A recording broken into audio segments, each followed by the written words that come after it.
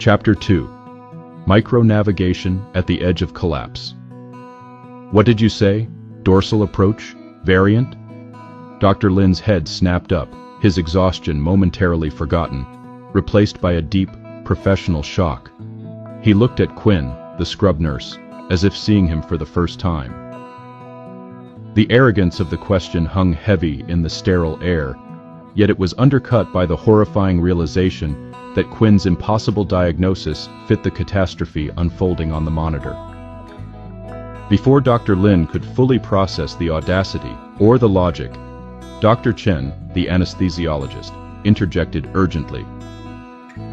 "Doctor, we don't have time for a consultation.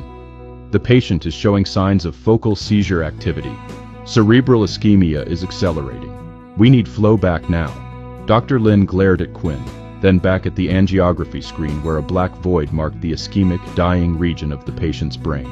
"Not possible," Dr. Lin muttered, but the word held less conviction this time. He was a veteran.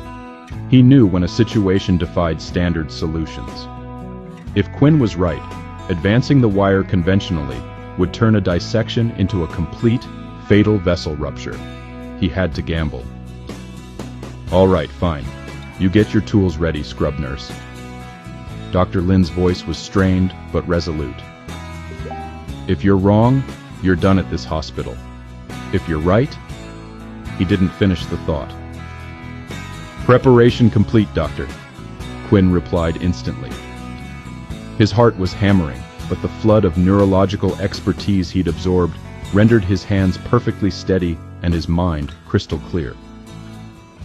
The sheer precision required for this maneuver, the ability to see the three-dimensional geometry of the patient's head in his mind's eye, while only looking at a two-dimensional X-ray shadow, was now as easy as walking.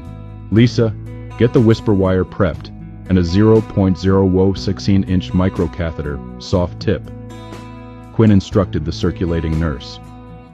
Lisa, a seasoned nurse who had seen attendings snap under pressure, blinked. She wanted to argue, wanting to ask why the scrub nurse was giving orders, but the chilling certainty in Quinn's voice, coupled with Dr. Lin's silence, forced her obedience. She scrambled to grab the specific, smaller tools. It's not just a guess, Quinn thought, watching the patient's vitals plummet toward non-survival. "I'm not just borrowing Dr. Lin's skill.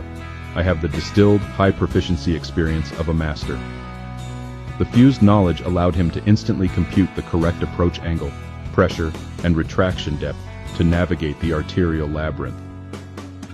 "Ready, doctor. Retract the existing wire to the M1 segment. We need to re-engage the origin." Quinn spoke directly, using the precise anatomical language of an attending physician. Dr. Lin, sweat beading on his brow under the lead apron, executed the retraction. His hands were still trembling from exhaustion, but he held his breath, trusting Quinn's voice as if it were a disembodied oracle. "Now, advance the microcatheter dorsally toward the superior trunk variant.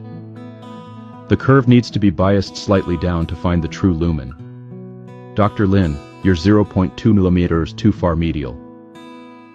Dr. Lin's eyes widened, staring at the barely perceptible shadow on the X-ray monitor.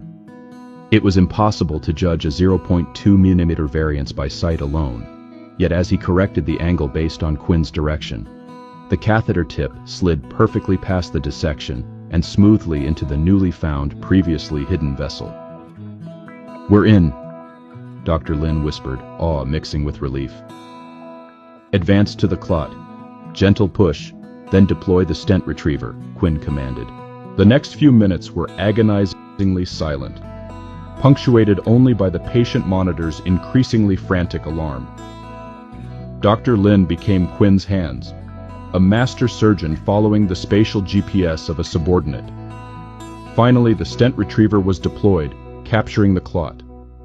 With one delicate, synchronized movement directed by Quinn, Dr. Lin gently pulled the system back, removing the blockage. On the screen, the black void of ischemia instantly flushed with contrast. Flow was restored. "Flow is TISI 3.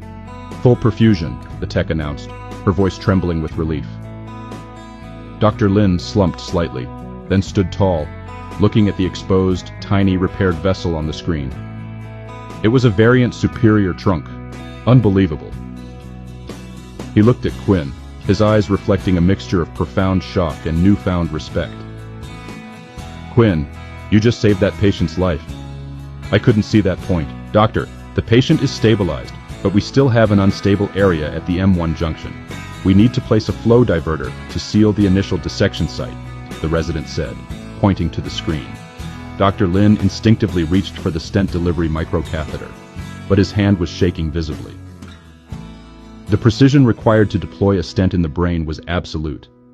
1 millimeter off could cause another stroke. He was utterly spent. He looked at Quinn. "I need you to talk me through the stent deployment. I can't stabilize my hand." Quinn nodded, taking charge again.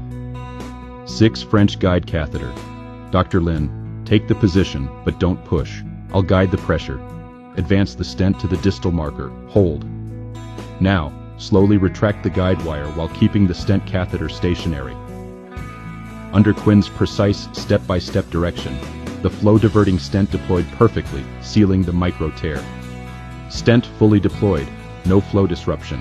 The patient's blood pressure stabilized at 120/80 mmHg. The storm had passed. Dr. Lin let out a shaky breath, stepping back. He looked at Quinn, the scrub nurse who had been at the bottom of the food chain just 10 minutes ago. "Quinn, with that level of neuroanatomy and navigation skill, why are you on the scrub team?" Dr. Lin asked, the question echoing the disbelief of everyone else in the room. Little did they know, Quinn had only acquired those skills 10 minutes ago. The only question now was, what other skills could he acquire in this high-stakes environment?